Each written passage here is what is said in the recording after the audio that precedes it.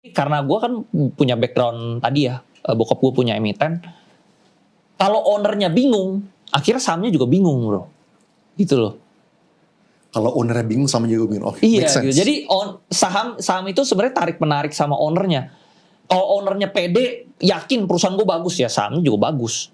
Kalau ownernya nggak ngerti, bingung-bingung ya sahamnya juga bingung-bingung bro.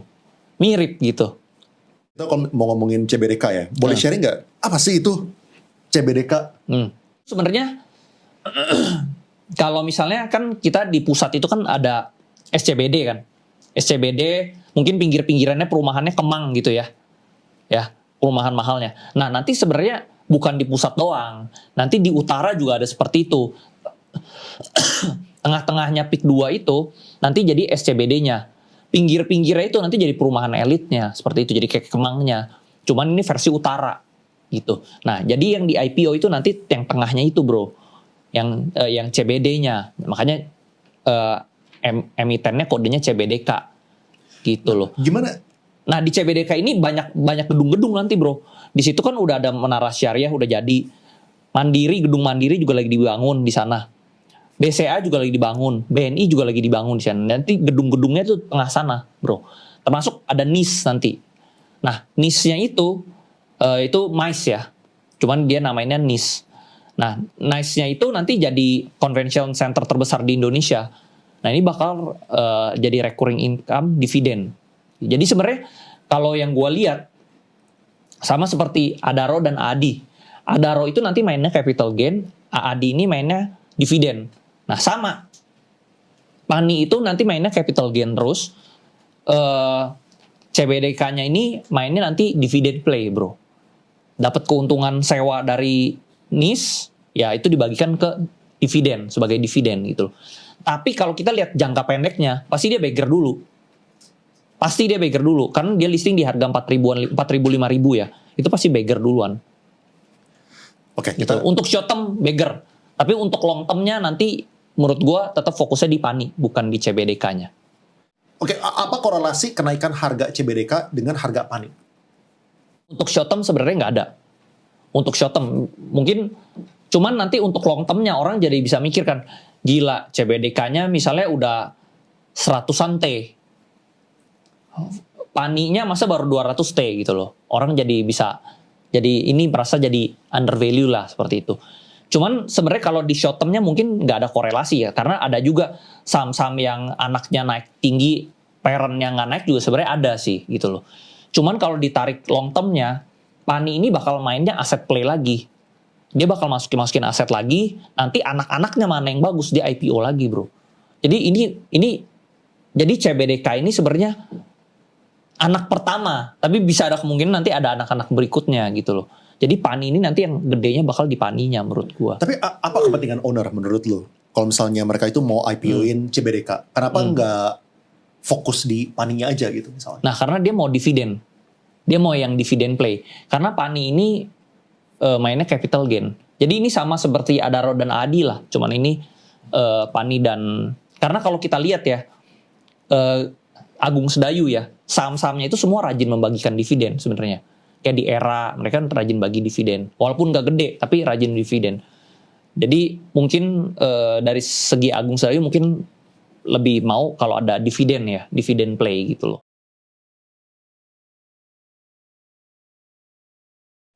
Gitu. Jadi kita harus lihat sikon. Kalau misalnya dia masuk MSCI tapi masih ada corporate action, masukin lahan lagi, inject lahan lagi, tetap aja dia udah masuk MSCI, tetap bullish terus bro. Gitu. Makanya gue selalu bilang, PANI itu ke 100.000 tuh dia possible. Ke 200.000 juga possible. Kenapa? Karena asetnya tuh gede. Yang sekarang yang masuk PANI itu baru 2.000. Sedangkan aset itu ada 35.000. Jadi dia udah ada potensi ke 100.000, 200.000, 50.000 juga ada. Cuman balik lagi ke ownernya. Mau nggak? Kalau dia bilang, oke nih 30.000-nya masuk. Masuk bro. Jadi 100.000 lah. Bahkan lahannya yang gue denger tuh bukan 30.000 lagi, bukan 35.000 lagi, udah 50.000 bro. Ekspansi terus dia. Karena setiap hari mereka pembebasan terus. Lu punya jadi target. Bisa. Nah, sedangkan banyak saham-saham lain ya, lu mau achieve target yang future-nya nggak bisa, karena dia nggak ada aset, nggak ada ini. Nah, kalau ini sebenarnya udah ada asetnya. tinggal kapan masuknya doang, bro. Jadi prediksi Pani itu gampang sebenarnya. Lu ada sebuah target gak sih? Misalnya nih, gue kalau misalnya hit 30.000, gue bakal trimming 5% atau berapa gitu. Lu ada target kayak gitu gak sih? Atau lu ngelihat day by day aja? Gue liat sikon dulu sih, bro. Gue liat sikon. Karena ini memang benar-benar sama anchor gue ya. Jadi emang gue taruh di sini gitu loh. Ya gue lihat sikon lah nanti ke depannya bagaimana. Kalau misalnya ke depannya masih bagus ya kenapa gue harus jual, kenapa gue harus potong gitu loh. Iya. Random soalnya ini. Pertama, jadwal rutinitas Andri Hakim dari bangun sampai tidur itu kayak gimana sih? Mereka pengen tahu bro, yang 500 juta sampai 400 M itu kayak gimana? Bahkan melek bangun aja harus sikat gigi gitu kan. Sebenarnya gue bangun ya biasalah mandi, sikat gigi, terus udah gue depan komputer bro. Sampai jam 4 seperempat aja langsung. Sampai jam 5 bro. Bahkan gue tungguin sampai jam 6. Jam 6 gue paling seneng. Jam 5, jam 6 gue seneng. Karena jam 5, jam 6 itu broker summary keluar. Tuh gue ngecekin. Nah kalau misalnya yang keluar-keluar ini, kalau keluarnya kecil-kecil gue, ya udah bodo amat. Tapi kalau ada yang keluar gede-gede, gue cek. ZP, ya gue cek ke Maybank. Mirae, gue cek. Terus misalnya Trimegah, ya gue cek siapa yang keluar ini gitu loh. Retail atau siapa. Selama yang keluar retail, bodo amat gitu loh. Cara membedakan berarti kayak gini kali ya. Misalnya kalau misalnya kayak Mirae atau Maybank segala macam, maksudnya single account yang jualan atau multiple names gitu misalnya. Kalau multiple names sudah aman, udah pasti retail gitu loh. Ya cuman memang ya ada market maker kan bisa pakai nama-nama banyak, bisa aja. Atau bisa split order gitu kan. Cuman di Pani dia nggak ada benefitnya lah buat pakai nama banyak-banyak gitu loh bro. Iya. Gitu. Jadi menurut gua ya kalau retail gue nggak takut lah gitu loh. Selama ownernya yakin, gue yakin dah gitu loh. Iya. Tuh, mau dia ada masalah apapun itu menurut gue semua masalah bisa diselesaikan lah. Ya kita tahu lah namanya kita pebisnis nggak mungkin lah nggak ada masalah. Nggak usah misalnya Adaro deh, emang Adaro nggak ada masalah? Masalahnya juga banyak bro. Cuman mereka bisa selesain aja gitu. Iya benar. Gitu. Boleh share nggak sih cara kerja IPO itu kayak gimana? Misalnya nih kan ada book building, ada penawaran umum, bedanya apa gitu? Kalau paling awal ya si book building itu ya bro ya. Nah, cuman menurut gua lu kalau beli CBDK dari penawaran umum ini lu nggak bakal bisa dapat banyak bro. Maksimum lu paling cuma bisa dapat 1,5%. Sama lah kayak di AADI, lu kalau beli yang di book buildingnya itu di IPO lu nggak bakal bisa dapat banyak, dapatnya kecil. Kalau lu justru nih anehnya begini ya, kalau lu masukin uangnya kecil, lu mau belinya dikit, lu dapatnya banyak. Dapat 4% bro. Yes, kalau lu uangnya dikit, uangnya 100-an juta. Tapi kalau lu masukin uangnya miliaran, lu malah dapatnya dikit. Malah dapatnya cuma dapat 1%-an. Ya, itu benar-benar baik loh sama retail itu. Yes, jadi dia justru mereka menjaga. Kalau lu pemain besar, gue nggak mau kasih lu barang karena gue tahu nih lu dapat barang nanti lu buang-buang.